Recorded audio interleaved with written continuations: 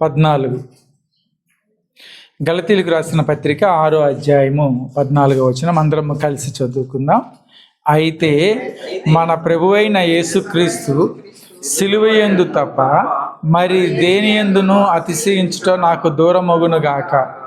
దాని వలన నాకు లోకమునకు నేనును సిలువ వేయబడి ఉన్నాము. ఆమేన్. ప్రార్థన చేసుకుందాం. వాక్య స్వరూపి యేసయ్య, వందనాలు స్తోత్రాలు.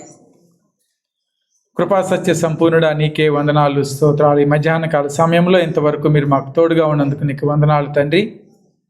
నీ బలలో చేయి వేయబోయే ముందు తండ్రి కొద్దిసేపు నీ వాక్యము ధ్యానించుకొని నీ బలలో చేయి వేయగలిగే భాగ్యాన్ని మీరు మాకు దయచేయండి తండ్రి. అల్పుణ్ణి అయోగ్యనని సిలుచాటును మరుగుపరుచుకోమని ప్రార్థిస్తూ ఉన్నాం.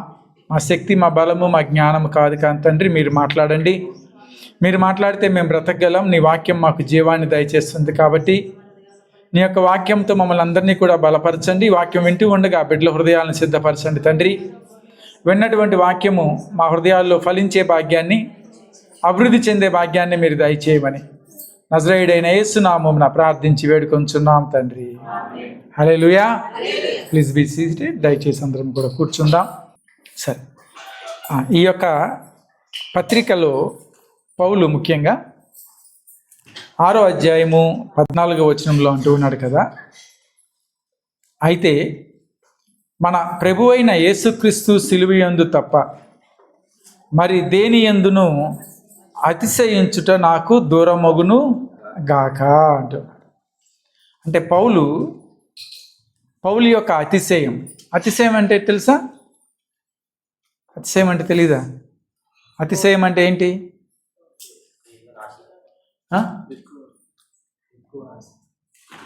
అతిశయం అంటే తెలీదా? ప్రౌడ్, గర్వము. ఎవరు గర్వం అని చెప్పింది? సిస్టర్ దాని ప్రైజ్. అతిశయం అంటే అర్థం ఏంటంటే గర్వము.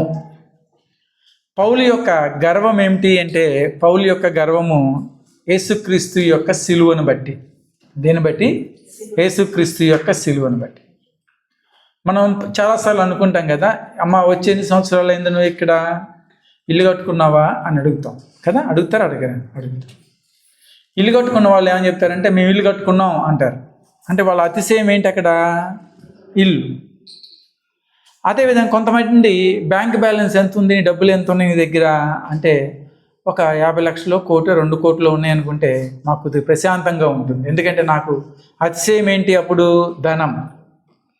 కొన్నిసార్లు మన బిడ్డలు వాళ్ళు మంచి జ్ఞానవంతులు అయినప్పుడు, లేదంటే మనకి ఎక్కువ జ్ఞానం ఉన్నప్పుడు మనం ఏమవుతామంటే అతిశయపడతాం.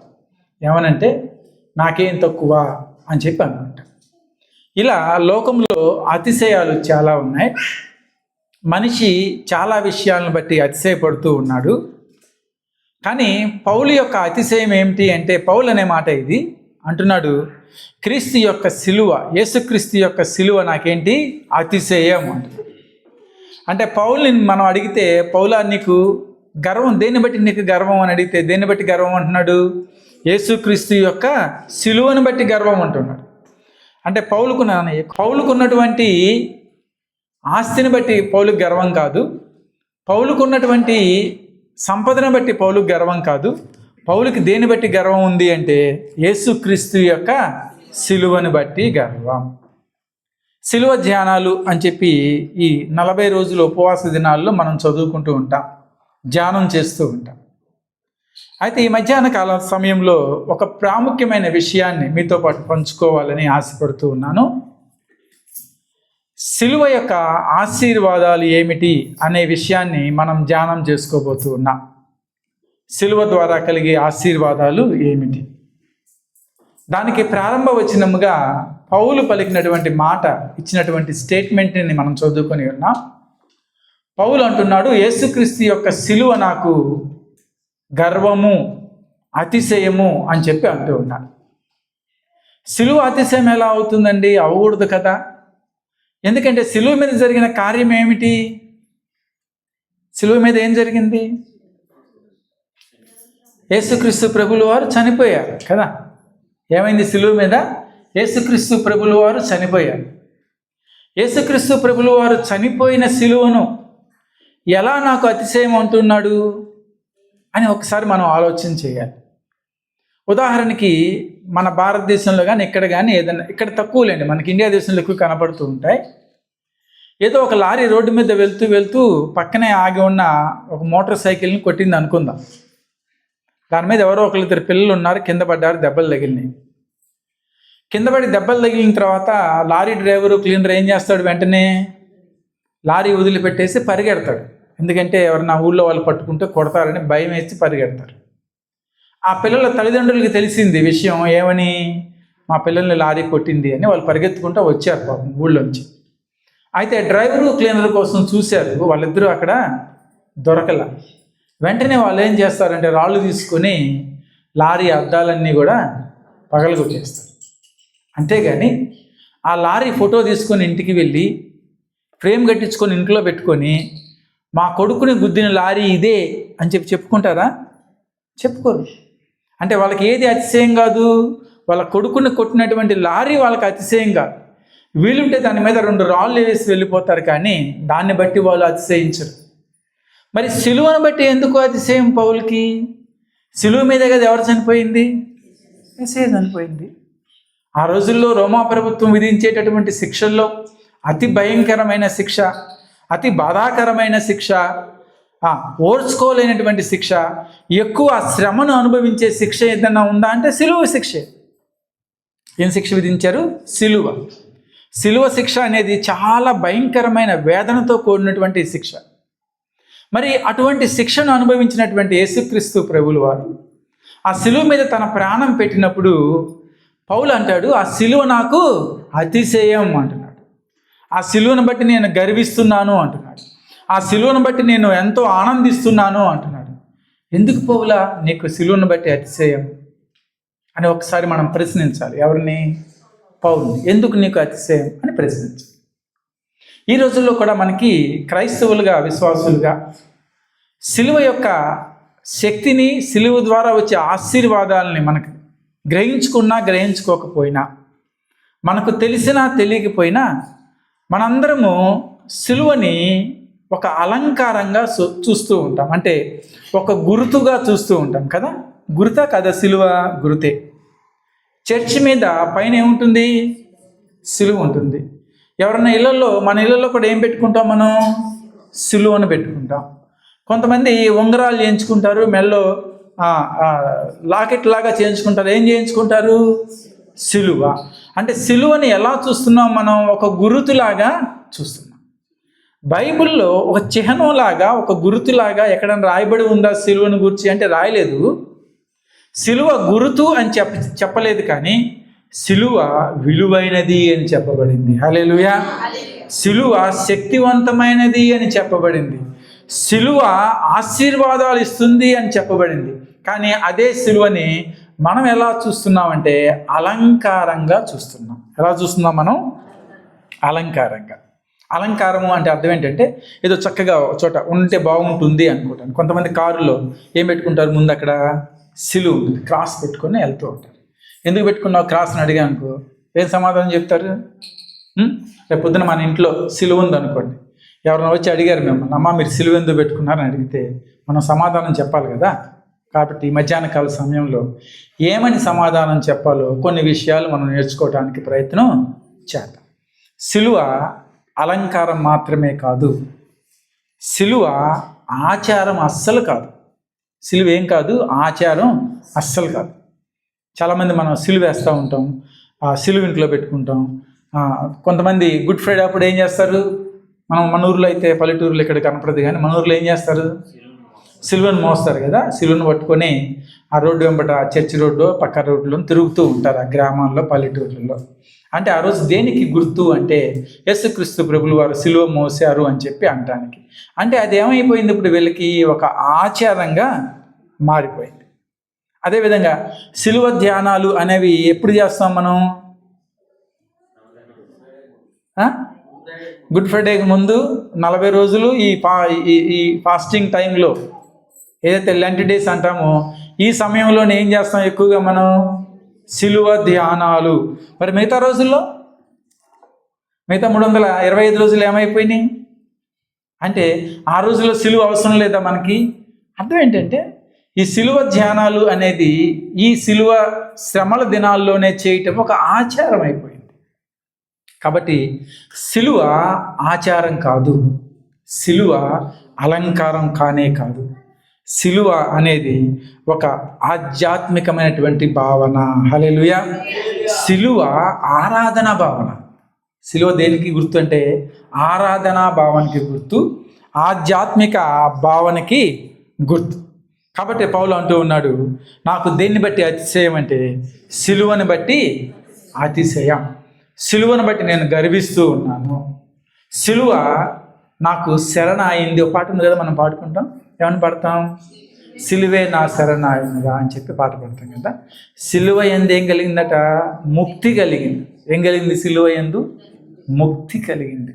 కాబట్టి సిలువలో ఆశీర్వాదాలు ఉన్నాయి, సిలువలో విమోచన ఉంది, సిలువలో విడుదల ఉంది. కాబట్టి పౌలు సిలువను ఏమంటున్నాడు అంటే నాకు అతిశయం అని చెప్పి అంటూ ఉన్నాడు.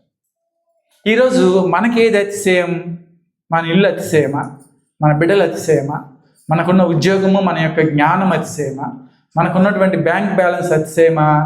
ఒకసారి ప్రశ్నించుకోవాలి. ఇర్మియా గ్రంథంలో చక్కని మాట ఉంది. ఇర్మియా గ్రంథము 9వ అధ్యాయం 23వ వచనం. 9:23 నేను చదవడానికి ప్రయత్నం చేస్తాను, ఎందుకంటే సమయం తక్కువగా ఉంది కాబట్టి తొందరగా ముందుకు వెళ్దాం. 9:23 యెహోవా ఇలాగు సెలవిచ్చుచున్నాడు, జ్ఞాని తన జ్ఞానమును బట్టి, సూర్యుడు తన శౌర్యమును బట్టి అతిశయింపకూడదు. అతిశయించాలా? అతిశయింపకూడదా? అతిశయింపకూడదు. ఐశ్వర్యవంతుడు తన ఐశ్వర్యమును బట్టి అతిశయింపకూడదు. దేవుని యొక్క మాట చాలా స్పష్టంగా, నీకు డబ్బు ఉంటే మంచిదే, దేవుడు ఆశీర్వదించాడు, కానీ ఆ డబ్బును బట్టి నువ్వు గర్వపడొద్దు. నీకు ఇల్లు పొలాలు ఉంటే మంచిదే, దేవుడు ఆశీర్వదించాడు, కానీ వాటిని బట్టి నువ్వు గర్వపడవద్దు.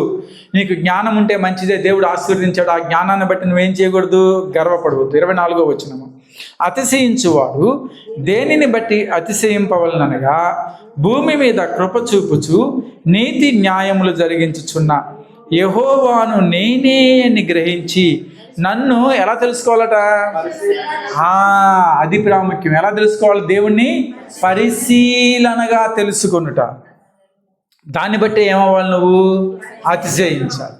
కాబట్టి దేవుణ్ణి ఎరిగి ఉండటం కాదు, కానీ దేవుణ్ణి పరిశీలనగా తెలుసుకోవడాన్ని బట్టి నువ్వు అతిశయించాలి. చాలాసార్లు ఏమవుతుందంటే మనం చాలా సంవత్సరాలు బైబిల్ చదువుతూ ఉంటాం, చాలా సంవత్సరాలు చాలా ప్రసంగాలు వింటూ ఉంటాం, చాలా సంవత్సరాలు క్రీస్తుతో కలిసి ప్రయాణం చేస్తూ ఉంటాం, చాలా సంవత్సరాలు పాటలు పాడతాం, కానీ దేవుణ్ణి పరిశీలనగా తెలుసుకున్న అనుభవం మనం మిస్ అయిపోతాం. ఎలాంటి అనుభవం మిస్ అవుతున్నాం? పరిశీలనగా తెలుసుకునే అనుభవం. ఇదేంటండి కొత్తగా ఉంది, నాకు వాక్యం చదవటం వచ్చు, ప్రార్థన చేయటం వచ్చు, ఫాస్టింగ్ ఉంటాను, అది కాదు ప్రాముఖ్యం. ఇక్కడ ఎలా ఉండాలి మనం అంటే యెహోవాను లేదంటే యేసుక్రీస్తు ప్రభువును గ్రహించుకొని పరిశీలనగా ఆయన్ని తెలుసుకోవాలి. ఎప్పుడైతే ఆ పరిశీలనగా తెలుసుకోవటం నీకు అలవాటు అవుతుందో, వస్తుందో, తెలుసుకుంటావో, అప్పుడు అది నీకు అతిశయం అవుతుంది. హల్లెలూయా. కాబట్టి క్రీస్తుని బహుగా ఎరిగిన వారిగా మనం ఉండాలి. సిలువ ధ్యానాలు అనేది 40 రోజులు మాత్రమే కాదు, కానీ మనం బ్రతికున్నంత కాలం సిలువ ధ్యానాలు చేస్తూనే ఉండాలి. సిలువ యొక్క విలువ ఎప్పుడూ మన హృదయంలో ఉండాలి. సిలువ యొక్క శక్తి ఎప్పుడూ మన ముందు ఉండాలి. ఉన్నప్పుడే మనకేం కలుగుతుందంటే అతిశయం. హల్లెలూయా. వాక్యం అంటుంది, నీ యొక్క ఐశ్వర్యాన్ని బట్టి, నీ యొక్క జ్ఞానాన్ని బట్టి, నీ యొక్క శౌర్యాన్ని బట్టి అతిశయించవద్దు. కీర్తనాకారుడు 20వ కీర్తనలు అంటాడు కదా, కొందరు గుర్రములను బట్టి, కొందరు రథములను బట్టి ఏం చేస్తారట? వాళ్ళు అతిశయిస్తారు. మాకు అవి ఉన్నాయి, ఇవి ఉన్నాయి అని అతిశయిస్తారు. కానీ మనమైతే ఎవరిని బట్టి అతిశయించాలంటాడు? దేవుడైన యెహోవా. ఈరోజు ఈ మధ్యాహ్న కాల సమయంలో మీరు అనుకోకుండా వచ్చారో, రావాలి అని చెప్పి వచ్చారో, లేదా ఈరోజు ప్రభు బల్ల అని వచ్చారో నాకైతే తెలియదు, కానీ దేవునికి స్తోత్రం, మీరందరూ ఇక్కడ ఉన్నారు. మనందరం ఒక మాట నేర్చుకోవాలి, ఒక విషయాన్ని నేర్చుకోవాలి. మనకేదైనా గర్వకారణం ఉందంటే అది యేసుక్రీస్తు ప్రభు యొక్క నామం మాత్రమే. హల్లెలూయా. నీతో ఉన్నది నీతో పాటు రాదు, నువ్వు సంపాదించింది నువ్వు అనుభవించలేవు, కానీ ఎప్పుడూ నీతో ఉండేది యేసు యొక్క నామము. హల్లెలూయా. క్రీస్తు కృప నీతో ఉంటుంది, క్రీస్తు శక్తి నీతో ఉంటుంది, ఆ సిలువ నడిపింపు నీలో ఉంటుంది. ఎప్పుడు ఉంటుంది? ఎల్లప్పుడూ నీతో ఉంటుంది. కాబట్టి గుర్రాలు రథాలను బట్టి అతిశయించవద్దు కానీ అంటాడు కీర్తనాకారుడు, దేవుడైన యెహోవా నామమును బట్టి మీరు అతిశయించాలి. ఈరోజు మీరు దేన్ని బట్టి అతిశయించేవారిగా ఉండాలి? దేవుని నామాన్ని బట్టి అతిశయించాలి. హల్లెలూయా. యేసుక్రీస్తు సిలువను బట్టి మనం అతిశయించాలి. సిలువను బట్టి అతిశయించాలి అంటే సిలువను గూర్చిన జ్ఞానం నాకు కావాలి. ఎవరి జ్ఞానం కావాలి? సిలువను గూర్చిన జ్ఞానం. ఇంతకుముందు మీకు ఒక పరిచయ భాగంగా చెప్పాను. సిలువ మీద ఏం జరిగింది అంటే, సిలువ మీద యేసుక్రీస్తు ప్రభుల వారు ప్రాణం పెట్టారు. అంటే ప్రభు ప్రాణం తీసింది ఎవరు? సిలువ. ఎక్కడ ప్రాణం పెట్టారు ప్రభుల వారు? సిలువ మీద ప్రాణం పెట్టారు. అయితే యూదులందరూ కలిసి సిలువ శిక్ష విధించారు ఆయన కావాలని చెప్పి. కానీ ఆ ప్రాణం తీసిన సిలువ యొక్క జ్ఞానం మనకు అవసరం. ఆ జ్ఞానం కనుక మనం ఉంటే ప్రభు యొక్క ప్రాణం తీసింది అనం, నాకు విముక్తినిచ్చింది అంటాం. హల్లెలూయా. నాకు విమోచనిచ్చింది సిలువ అంటాం. హల్లెలూయా. నన్ను విడిపించింది అంటాం సిలువ. ఎప్పుడు అంటే సిలువను గూర్చిన జ్ఞానం మనం కలిగి ఉన్నాం. పౌలు కొరింథీయులకు రాసిన పత్రికలో ఒక మాట అంటాడు, అద్భుతంగా ఉంటుంది. 1 కొరింథీ పత్రిక 1వ అధ్యాయము 18వ వచనం. సిలువను గూర్చిన వార్త నశించుచున్న వారికి వెర్రితనము కానీ రక్షింపబడుచున్న మనకు దేవుని రైట్. మొట్టమొదటిగా మనం జ్ఞాపకం పెట్టుకోవాలి సిలువ జ్ఞానము. సిలువలో ఏముంది అంటే సిలువ దేవుని శక్తి. అందరం చెబుదామా? ఏంటట? సిలువ ఏంటది? నశించిపోతున్న వారికి సిలువ యొక్క జ్ఞానం ఎలా ఉంది? వెర్రితనముగా ఉంది. వాళ్ళందరూ అంటూ ఉన్నారు, అదేంటండి చెక్క ముక్క, ఒక నిలువు కర్ర, ఒక అడ్డకర్ర, ప్రభులు వారి ప్రాణం తీసింది, దాంట్లో జీవం లేదు, దాన్ని మీరు ఎలా అతిశయం అంటారు? దాన్ని ఎలా మీరు శక్తి అంటారు? అది ఎలా మీకు విమోచన ఇచ్చింది అంటారు? ఎవరు అంటారు అలాంటి మాటలు అంటే నశించుచున్నటువంటి వారు. హల్లెలూయా. నశించిపోయే వాళ్ళకి సిలువ మాట ఎలా అయింది అంటే వెర్రితనమైంది. నవ్వుకుంటున్నారండి అందరూ సిలువను చూసి అందరూ ఆట పట్టిస్తున్నారండి. సిలువని అందరూ ఎగతాళి చేస్తున్నారండి. ఎవరు ఎగతాళి చేస్తారంటే నశించిపోతున్నటువంటి వారు. హల్లెలూయా. ఎందుకంటే సిలువలో ఏముందో ఆ జ్ఞానం ఎవరికి లేదు, వారికి లేదు. మరి ప్రభువుని నమ్ముకున్నటువంటి మనకు, క్రీస్తు యొక్క రక్తములో కడగబడినటువంటి మనకు, ప్రభువు నామం పేరిట రక్షణ పొందినటువంటి మనకు ఆ సిలువ ఏమైంది అంటే దేవుని శక్తి అయ్యింది. హల్లెలూయా. సిలువ ఒక చెక్క ముక్క కాదు, సిలువలో శక్తి అనేది ఉంది.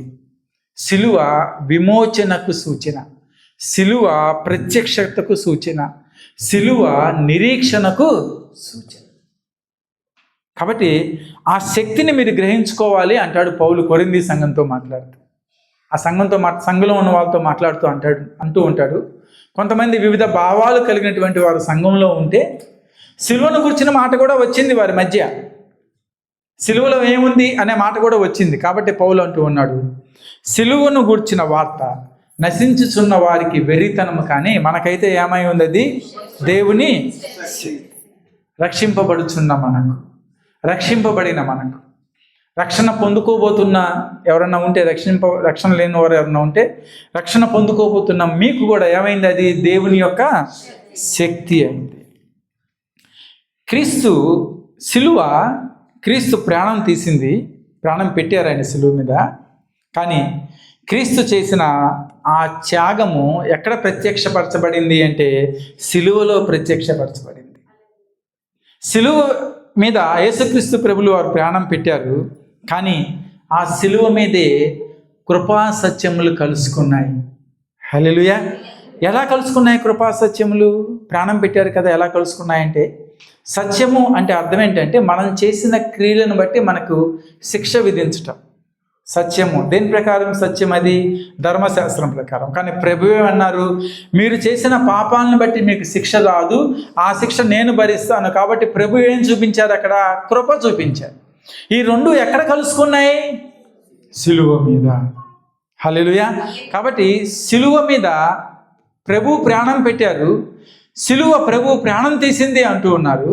కానీ ఆ సిలువ మీదే జరిగిన కార్యం ఏంటంటే కృపా సత్యములు సిలువ మీదే కలుసుకున్నాయి. ప్రభువులు వారి ప్రాణం తీసింది సిలువ అంటున్నారు, నశించుతున్న వారు ఆ విధంగా చెప్తూ ఉన్నారు. కానీ సిలువ మీద ఆయన ప్రాణం పెట్టినప్పుడు సమాధులు బండలు బద్దలయ్యాయి. హల్లెలూయా. మత్తయి సువార్తలో మనకు కనిపిస్తుంది కదా, ప్రభు వారు ప్రాణం విడిచినప్పుడు ఏం జరిగిందట? బండలు బద్దలాయను, సమాధులు తెరవబడ్డాయి. సమాధులు తెరవబడ్డాయి. ఎక్కడ జరిగింది ఈ కార్యము అంటే సిలువ మీద ఈ కార్యము జరిగింది.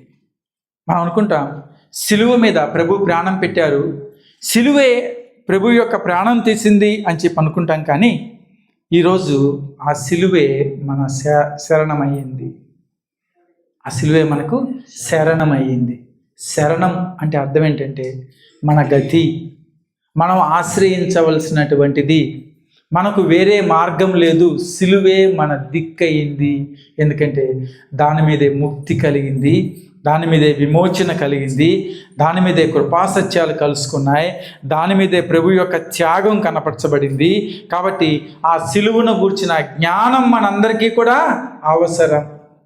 ఎవరన్నా మనల్ని అడిగితే సిలువ ఎందుకు పెట్టుకున్నావు అక్కడ అంటే, అవునయ్యా సిలువ పెట్టుకున్నాను, ఆ సిలువ మీదే ప్రభు యొక్క త్యాగం ప్రత్యక్షపరచబడింది, ఆ సిలువ మీదే కృపాసత్యాలు కలుసుకున్నాయి, ఆ సిలువ మీదే ప్రభువులు వారు నా పాపం నుండి విమోచన దయచేశారు, ఇదిగో ఆ సిలువ మీదే ప్రభువు నాకు విడుదల దయచేశారు, ఆ సిలువ మీదే ప్రభువు నా ప్రతి పాపమును కొట్టివేశాడు. పునరుద్ధాన శక్తి ఎక్కడ ప్రత్యక్షపరచబడింది? సిలువ మీద. సిలువ మీద ప్రభు ప్రాణం పెట్టినప్పుడు దేవాలయపు తెర పైనుండి కిందికి చీలింది, అడ్డతెర తొలగిపోయింది. అంటే దేవుణ్ణి ప్రత్యక్షంగా నువ్వు కలుసుకోవటానికి, అబ్బా తండ్రి అని మొరపెట్టుకోవటానికి ఎవరు మార్గం ఏర్పరిచారు అంటే ప్రభువులు వారు ప్రాణం పెట్టారు. దేని మీద? సిలువ మీద. కాబట్టి సిలువే నా శరణమాయనరా అంటూ ఉన్నాడు కీర్తనకారుడు. హల్లెలూయా. కాబట్టి ఆ సిలువే నాకు శరణయిందయ్యా, లేదంటే నాకు వేరే మార్గమేమీ లేదు. సిలువను గూర్చిన జ్ఞానం ప్రతి క్రైస్తవుడు కలిగి ఉండాలి. సిలువ ధ్యానాలు సమయంలోనే కాదు, కానీ ప్రతి సమయంలో కూడా సిలువను గూర్చిన శక్తిని మనందరము తెలుసుకొని ఉండాలి. కాబట్టి సిలువ ఏం చేస్తుంది? సిలువ నాకు విమోచన ఇచ్చింది, సిలువ మనల్ని పరిశుద్ధులుగా చేసింది, సిలువ మనల్ని యేసుక్రీస్తు యొక్క రాజ్య వారసులుగా చేసింది. ఎవరిని? మనందరినీ కూడా. ఎంతమంది అయితే రక్షించబడ్డారో వారందరూ కూడా ఎక్కడ రాజ్య వారసులు అయ్యారు అంటే దేవుని యొక్క రాజ్యంలో. ఎక్కడ జరిగింది ఈ కార్యం అంటే సిలువ మీద. కొలస్సీ పత్రికలో ఒక మాట ఉంటుంది, అద్భుతంగా ఉంటుంది ఈ మాట. కొలస్సీ పత్రిక 1వ అధ్యాయము 13వ వచనం. ఆయన మనలను అంధకార సంబంధమైన అధికారములో నుండి విడుదల చేసి తాను ప్రేమించిన తన కుమారుని యొక్క రాజ్య నివాసులుగా చేసెను అంటూ ఉన్నాడు. జాగ్రత్తగా వినండి, అద్భుతకరమైన పదం తెలుగులో రాయబడింది ఇక్కడ, రాజ్య నివాసులు. దీన్ని ఇంగ్లీష్లో మనం ట్రాన్స్లేట్ చేసుకుంటే దీన్ని పౌరసత్వము అని ఇంకొక పదం, ఇంగ్లీష్లో అయితే దీన్ని సిటిజన్షిప్ అంటారు. ఏమంటారు దాన్ని? సిటిజన్షిప్. మీకు ఎవరికైనా అమెరికా సిటిజన్షిప్ కావాలంటే అందరూ చేతులు ఎత్తుతారు. మీకు ఆస్ట్రేలియా సిటిజన్షిప్ కావాలంటే అందరం మాకు కావాలి, ఎందుకంటే ఆ దేశాల్లో ఉంటే బాగుంటుంది అని చెప్పి అభిప్రాయం. ఎవరికైనా మీకు యేసుక్రీస్తు రాజ్యంలో సిటిజన్షిప్ కావాలంటే అందరూ ఒకరి ముఖాలు ఒకళ్ళు చూసుకుంటారు. పౌలు అంటాడు మన పౌరస్థితి పరలోకమందున్నది అంటాడు ఫిలిప్పీ పత్రికలో. ఏమంటాడు? మన పౌరస్థితి ఎక్కడుంది? పరలోకమందుంది. ఇది ఈ సిటిజన్షిప్, ఈ రాజ్యంలో నువ్వు ఉన్నది కొద్ది కాలం మాత్రమే, కానీ నీ సిటిజన్షిప్, నీ పౌరసత్వం ఎక్కడుంది అంటే పరలోకం. కాబట్టి నువ్వు ఎక్కడ వాసివి? ఏ రాజ్యానికి సంబంధించిన వాడివి ఓ క్రైస్తవుడా? నీ రాజ్యం ఏది అంటే, నేను ఒమాను, నేను ఇండియా, లేదంటే నేను అమెరికా, ఆస్ట్రేలియా కాదు, నా రాజ్యము పరలోక రాజ్యం. హల్లెలూయా.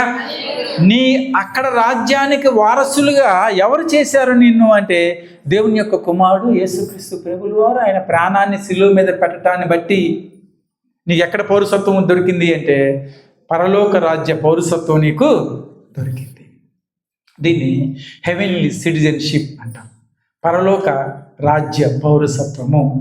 కుమారుని యొక్క రాజ్య వారసులుగా మనందరినీ కూడా ఎవరు చేశారు అంటే, యేసుక్రీస్తు ప్రభుల వారు. ఎక్కడ జరిగింది? సిలువ మీద ఆయన ప్రాణాన్ని పెట్టడాన్ని బట్టి. కాబట్టి సిలువ నీకేమిచ్చింది అంటే, సిటిజన్షిప్ ఇచ్చింది. ఏ సిటిజన్షిప్ ఇచ్చింది? అమెరికా, ఆస్ట్రేలియా కాదు, దేవుని యొక్క రాజ్యంలో సిలువ నీకు విడుదల దయచేసింది. నిన్ను నిర్దోషులుగా తీర్చింది ఏంటంటే సిలువ. కొలసీ పత్రికలోనే 1వ అధ్యాయము 22వ వచనం, ఇందాక చదువుకున్నాం కదా, అదే అధ్యాయంలో 22వ వచనం ఒకసారి చూద్దాం. పరిశుద్ధులుగాను నిర్దోషులుగాను నిరపరాధులుగాను నిలవబెట్టుటకు మాంసయుక్తమైన దేహమందు మరణము వలన. ఎక్కడ మరణం జరిగింది? సిలువ మీద. ఎక్కడ మరణం జరిగింది? సిలువ మీద. మరణము వలన ఇప్పుడు మిమ్మును సమాధానపరచును. ఎవరు సమాధానపరిచారు? యేసుక్రీస్తు ప్రభుల వారు. ఎవరితో సమాధానపరిచారు? దేవునితో.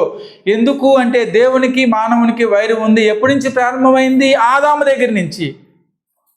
ఆదాము దగ్గర నుంచి ఏం ప్రారంభమైంది అంటే, దేవునికి మానవునికి వైరం ప్రారంభమైంది. అయితే ఈ వైరాన్ని సర్ది చెప్పింది ఎవరు? వీళ్ళిద్దరినీ ఐక్యపరిచింది ఎవరు? యేసుక్రీస్తు ప్రభుల వారు. ఎక్కడ జరిగింది ఈ కార్యం అంటే, సిలువలో జరిగింది. ఐక్యపరిచే ముందు ఆయన మనల్ని పరిశుద్ధులుగా చేసెను. హల్లెలూయా. కాబట్టి నువ్వు పరిశుద్ధులుగా చేయబడ్డావు. దేన్ని బట్టి అంటే, సిలువ మీద ప్రభువు పెట్టినటువంటి ప్రాణాన్ని బట్టి. కాబట్టి సిలువ ఈరోజు మనకు శరణమైంది. హల్లెలూయా. సిలువ యొక్క శక్తిని మనం గ్రహించుకుని ఉండాలి. సిలువ యొక్క జ్ఞానాన్ని మనం గ్రహించుకుని ఉండాలి.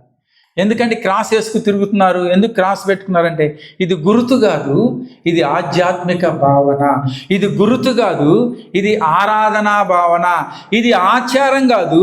ఈ సిలువ మీదే నా ప్రభువు నా కోసము చేసిన కార్యాలన్నీ నేను జ్ఞాపకం చేసుకుంటున్నాను. ఎప్పుడు అంటే, సిలువను చూసినప్పుడు. కాబట్టి మీ ఇంట్లో వెళ్ళినప్పుడు వెళ్ళంగానే, ఇంట్లో క్రాస్ ఉంది అనుకోండి, క్రాస్ని చూడగానే వెళ్ళి దండం పెట్టుకోవడం కాదు. క్రాస్ని చూడగానే నీకు ఏం గుర్తుకు రావాలి?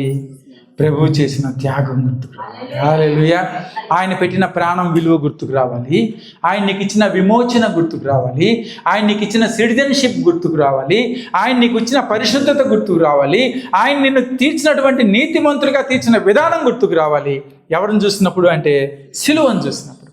అది సిలువ జ్ఞానం కలిగి ఉండడం అంటే.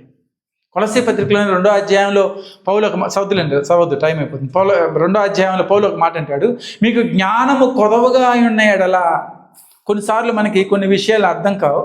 కొన్నిసార్లు కొన్ని విషయాలు అర్థం చేసుకునే జ్ఞానం మనకు ఉండదు. ఇది ఎప్పుడైతే మనం సిలువను గురించిన జ్ఞానాన్ని అర్థం చేసుకోవటానికి మన జ్ఞానం కొదవగా ఉంటే, ఎవరి దగ్గరికి వెళ్ళి ప్రార్థించాలి? దేవుని దగ్గరికి వెళ్ళి ప్రార్థించు. ఎందుకంటే బుద్ధి జ్ఞాన సంపదలు ఆయన యందు గుప్తమై ఉన్నవి అంటుంది వాక్యం. ఆయనలోనే ఉన్నాయి అన్నీ కూడా. కాబట్టి ఈ విల్ టీచ్ యు. ఆయన నీకు బోధిస్తాడు. ఆయనే నేను సరిచేస్తాడు. ఆయనే నిన్ను ముందుకు తీసుకువెళ్తాడు. ఎప్పుడు అంటే, నువ్వు వెళ్ళి ఆయన్ని అడిగినప్పుడు. కాబట్టి సిలువ జ్ఞానము మనందరము కూడా కలిగి ఉంటాం. ఇంకా 2 విషయాలు చెప్పి నేను ముగించేస్తాను. బలలోకి వెళ్దాం, సమయం తక్కువైంది ఈరోజు మనకి. ఇంకొక ప్రాముఖ్యమైన మాట. ఓకే, సిలువ యొక్క జ్ఞానం మనం కలిగి ఉన్నాం.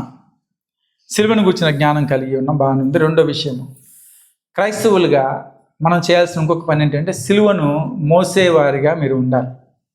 సిలువను మోయాలి అంటే ఇలా అనుకోవద్దు, గుడ్ ఫ్రైడే రోజు వస్తామండి, ఏదైనా చెక్క సిలువ ఉంటే చెప్పండి, దాన్ని పట్టుకొని రోడ్ల మీద తిరుగుతామని. సిలువను మోయండి అంటే మా మెడలో ఒక క్రాస్ వేసుకొని తిరుగుతామండి అని చెప్పి మీరు అనుకోవద్దు. సిలువను మోయండి అంటే మా కారులో క్రాస్ పెట్టుకొని తిరుగుతామండి అని చెప్పి మీరు అనుకోవద్దు. సిలువను మోయటం అనేది ఒక ఆచారం కాదు, ఒక ఈవెంట్ కాదు. అది ఎల్లప్పుడూ నీ బ్రతుకులో, నీ జీవితంలో, నీ ప్రతి క్షణంలో అది నీ మీద ఉంటుంది. ఏంటది? సిలువ. దాన్ని జ్ఞాపకం పెట్టుకొని నువ్వు మొయ్యాలి. అదేంటండి అంటే లూకా సువార్తలో యేసుక్రీస్తు ప్రభువు ఒక మాట అంటారు శిష్యులతో, 9వ అధ్యాయం 23వ వచనం. లూకా సువార్త 9:23. అందరితో అంటే అందరూ అంటే శిష్యులు ఉన్నారు అక్కడ, శిష్యులతో ఎట్లండి చెప్పండి. ఎవడైనను నన్ను వెంబడింపగోరిన యెడల తన్ను తాను ఉపేక్షించుకొని ప్రతిదినము నా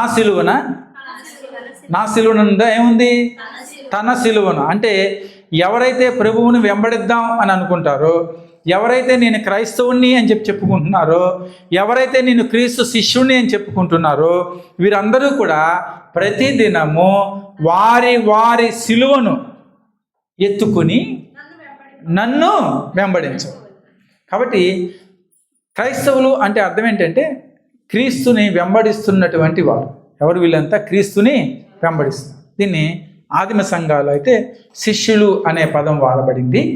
ప్రభువులు వారు వీళ్ళని సేవ కోసం కొంతమందిని ప్రత్యేకపరుచుకుని వాళ్ళని అపోస్తులు అన్నారు. మిగిలిన వారందరూ శిష్యులు ఏం చేసేవాళ్ళట? యేసుక్రీస్తు ప్రభువుని అనుసరించేవాళ్ళు, వెంబడించేవాళ్ళు. ప్రభు అపోస్తులతో తన శిష్యులతో అంటూ ఉన్నారు, మీరు గనక నన్ను వెంబడించగోరిన ఎడల, నన్ను మీరు అనుసరించాలి అనుకుంటే మీరేం చేయాలి అంటే నా సిలువ పక్కన పెట్టేసేయండి. ముందు మీ సిలువను మీరు ఎత్తుకొని ప్రతిదినము దాన్ని మోస్తూ ఏం చేయాలట? ప్రభువుని వెంబడించాలి. ఇంకొక మాట, కొత్త విషయం మనకి తెలియజెప్పి ముందుకు వెళ్తాం. ఇంతకుముందు మనం నేర్చుకున్నాం సిలువ దేనికి మనకు గుర్తుగా ఉంది, దేన్ని జ్ఞాపకం చేస్తుందంటే ప్రభు చేసిన విషయాలు, ఆ జ్ఞానం అంతా కూడా నేర్చుకున్నాం. ఇంకొక మాట కొద్దిగా ముందుకు వెళ్ళి, ఆ రోజుల్లో సిలువ శిక్ష వేయటం అంటే అర్థం ఏంటంటే అది ఒక అవమానకరమైనటువంటి శిక్ష. ఎలాంటి శిక్ష అది? అవమానకరమైనటువంటి శిక్ష. దానంత అవమానం ఇంకోటి లేదు. రెండోది, సిలువ శిక్ష అంటే నిందలతో కూడుకున్నటువంటి శిక్ష.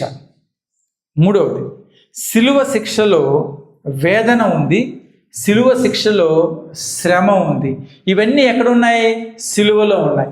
కాబట్టి నువ్వు చూసినప్పుడు చెక్క సిలువను చూడలేదు, నువ్వు క్రీస్తు యొక్క సిలువను చూస్తున్నావు. కాబట్టి క్రీస్తు చేసిన త్యాగం నీకు జ్ఞాపకం వస్తుంది. అయితే ఇక్కడ ప్రభు పలుకుతున్న మాట, మీరు నన్ను వెంబడింపగోరిన యెడల మీ యొక్క సిలువను మీరు ఎత్తుకొని నన్ను వెంబడించాలి అనే మాటకి అర్థం ఏమిటి అంటే, శిష్యులతో అంటూ ఉన్నాడు, అయ్యలారా, ఒకవేళ మీరు నన్ను కనుక వెంబడించాలి అనుకుంటే, క్రైస్తవులు అని చెప్పుకోవాలనుకుంటే, ముందుగా మీరు అవమానం పొందటానికి సిద్ధంగా ఉండాలి. దేనికి సిద్ధంగా ఉండాలి? అవమానాలు పొందటానికి సిద్ధంగా ఉండాలి. ఉన్నారా ఎవరన్నా? బయటికి వెళ్తే నువ్వెంత నేనంత తెలుసుకుందాం అనుకుంటా. దేనికి సిద్ధంగా ఉండాలి క్రైస్తవులు? అవమానాలు పొందటానికి సిద్ధంగా ఉండాలి.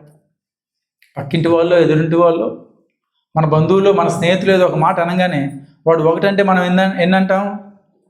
100 అంటాం. వాడు ఒక దెబ్బ కొడితే మనం 10 మందిని తీసుకెళ్ళి 100 దెబ్బలు కొట్టేస్తాం. సిలువను మోయటం అంటే అది కాదు. సిలువను మోయటం అంటే ప్రభువును గూర్చి నిందలు నువ్వు భరించాల్సిందే, ప్రభువును గూర్చి అవమానాలను భరించాల్సిందే, ప్రభువును బట్టి శ్రమలు నువ్వు భరించాల్సిందే, ప్రభువును బట్టి వేదన నువ్వు పడాల్సిందే. మనం వేదన పడటానికి, కష్టపడటానికి ఎప్పుడూ ఒప్పుకోం. మీరు ఆలోచించుకోండి, నేను ఎవరిని క్వశ్చన్ చేయను. ప్రభువు గురించి ఎంత శ్రమ పడుతున్నావు, ప్రభువు గురించి ఎంత అవమానపడ్డావు, ప్రభువు గురించి ఏం కోల్పోయావు? ఏం చేసాం మనం? ఏం చేయలేదు. ఆదిమ సంఘాల్లో శిష్యులు, అపోస్తుల్లో 12 మంది ఉంటే 10 మంది ఎట్లా చచ్చిపోయారు? హతసాక్షులు అయిపోయారు. దేన్ని బట్టి అంటే సిలువను బట్టి. ఎందుకు అయ్యారు హతసాక్షులు వాళ్ళు అంటే? పేతురు అంటాడు, నన్ను ఇట్లా కాదు, కాస్త తలకిందులుగా ఏమంటాడు. ఎందుకంటే వాళ్ళకి ఏం తెలుసు? సిలువ యొక్క శక్తిని తెలుసు, సిలువను ఎలా మోయాలో వాళ్ళకి. అందుకనే వాళ్ళు బలంగా నిలబడ్డారు. మనం బలహీనం అయిపోయాం. ఎందుకంటే సిలువను మోయటానికి మనం ఇష్టపట్ల. సిలువను మోయండి అని వాక్యం చదువుతూ ఉన్నాం, ప్రభు చెప్పిన మాటని జ్ఞాపకం పెట్టుకున్నాం, క్రైస్తవులు అని చెప్పుకుంటూ ఉన్నాం, క్రీస్తు శిష్యులు అని అనుకుంటూ ఉన్నాం. కానీ అది మొయ్యటానికి మాత్రం మన మనస్సు అంగీకరించట్లా. అది మోసినప్పుడే నువ్వేమవుతావు అంటే క్రీస్తు యొక్క శిష్యుడు అవుతావు. హల్లెలూయా. కాబట్టి రెండో విషయము, సిలువను మనం మోసేవారిగా ఉండాలి. ఏ నిందైనా, అవమానమైనా, ఏ శ్రమైనా ఎదుర్కొని ఎవరి కోసం నిలబడాలి? ప్రభువు కోసం నిలబడాలి. ఆయన మాటను మనం అనుసరించాలి. మొదటి కొరింథీ పత్రిక 15వ అధ్యాయం 31వ వచనం చదువుకుంటూ వెళ్తాను నేను. చూడండి, వినండి జాగ్రత్తగా. సహోదరులారా, మన ప్రభు అయిన క్రీస్తు యేసునందు మిమ్మల్ని గూర్చి నాకు కలిగి ఉన్న అతిశయముతోడు నేను దినదినము చనిపోచున్నాను అని చెప్పుదును అని చెప్పి పౌలు అంటాడు. పౌలు తన యొక్క భావాన్ని ఎక్స్ప్రెస్ చేస్తూ నేను రోజు రోజు చచ్చిపోతున్నాను. దేని గురించి చచ్చిపోతున్నాడట పౌలు? మిమ్మల్ని గూర్చి మీరు సిలువలో అతిశయింపబడాలని ఎవరు చనిపోతున్నారు? పౌలు చనిపోతున్నారు. కాబట్టి పౌలు పలు సందర్భాల్లో చెప్పిన మాట, నాకు ఆకలి వేసింది, నాకు నిద్ర సరిపోలేదు, నన్ను కొట్టారు, నన్ను చంపబోయారు, ఎన్నో శ్రమలు నేను అనుభవించాను, ఓడ బద్దలైపోయింది, సముద్రంలో ఎదుకుంటూ ఒడ్డుకు వెళ్ళాను, ఇన్ని శ్రమలు నేను అనుభవించాను, ఏ రోజు కూడా చాలయ్యా యేసయ్యా ఇంకా నన్ను తీసుకొని వెళ్ళిపో అని చెప్పి నేను అనలేదు. ఇవన్నీ కూడా దేనికోసం భరించానంటే ఆయన సిలువను నేను మోస్తున్నాను కాబట్టి. హల్లెలూయా. పౌలు జీవిత చరిత్ర తెలుసుకుంటే మన కళ్ళెంబడి నీళ్ళు తిరగాల్సిందే. ఎందుకు? మన బైబిల్లోనే చాలా విషయాలు రాయబడి ఉన్నాయి. ఆయనే స్వయంగా చెప్పిన మాటలు ఉన్నాయి.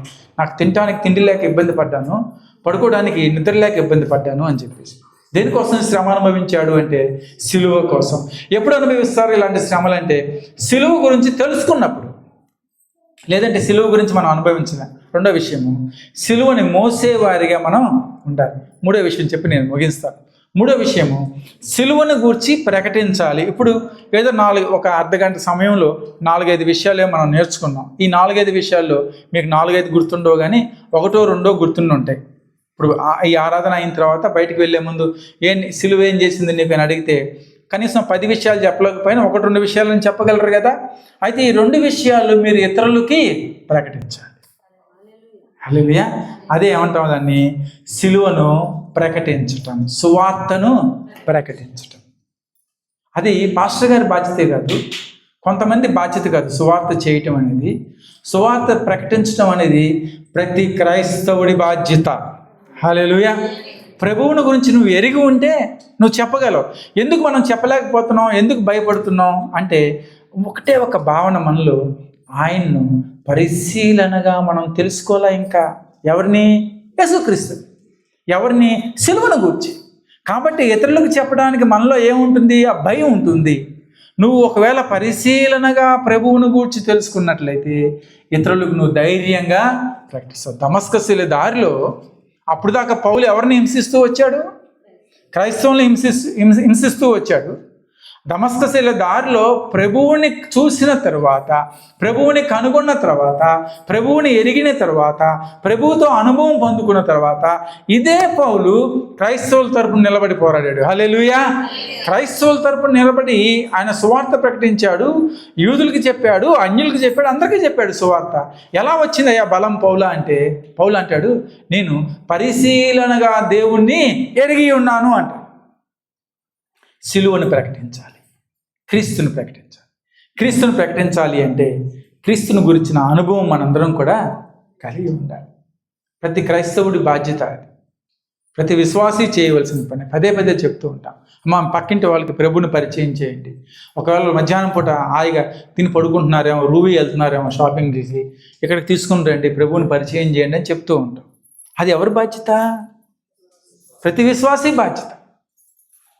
సువార్త చెప్పేది, సిలువను ప్రకటించేది, సంఘంలో క్రైస్తవులుగా అందరికి ఇతరులకు పరిచయం చేసేది పాస్టర్ల బాధ్యతే కాదు, ప్రతి ఒక్కరి బాధ్యత. పౌలు ఒక సందర్భంలో అంటాడు, ముగిచ్చేస్తాను. పౌలు ఒక సందర్భంలో అంటాడు కదా, మొదటి కొరింథీ పత్రిక 1వ అధ్యాయము 17వ వచనంలో అంటున్నాడు, క్రీస్తు యొక్క సిలువ వ్యర్థము కాకుండానట్లు వాక్చాతుర్యము లేకుండా సువార్త ప్రకటించుటకే ఆయన నన్ను పంపెను అంటూ ఉన్నాడు. అంటే ప్రభు ఎందుకు పంపాడట పౌల్ని?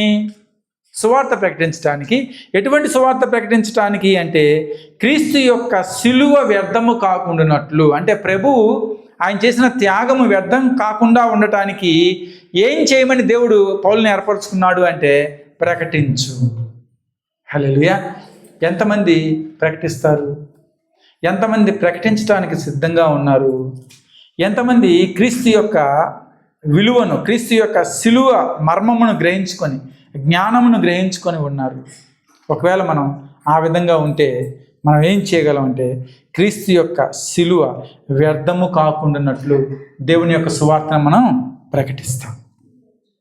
కాబట్టి 2-3 విషయాలు చెప్పాను, ముగించేస్తాను. క్రీస్తు యొక్క సిలువ ద్వారానే మనందరికీ ఆశీర్వాదాలు.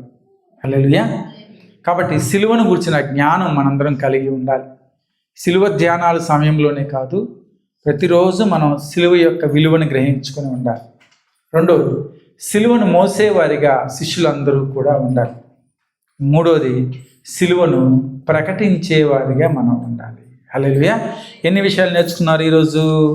3 విషయాలు. ఏంటి? మొదటి విషయము, సిలువను గురించిన జ్ఞానం కలిగి ఉండాలి. రెండవది, సిలువను మోసేవారిగా ఉండాలి. అయ్యో, ఇంకా మీటింగ్ అయిపోలేదు, అప్పుడే మర్చిపోయారు. మూడోది, సిలువను ప్రకటించాలి. ఇంకోసారి చెప్తారా? సిలువను గురించిన జ్ఞానం కలిగి ఉండాలి. రెండోది, సిలువను మోసేవారిగా ఉండాలి. మూడోది, సిలువను ప్రకటించేవారిగా ఉండాలి. కొద్ది మాటలు దేవుడు దీవించును గాక. మన హృదయ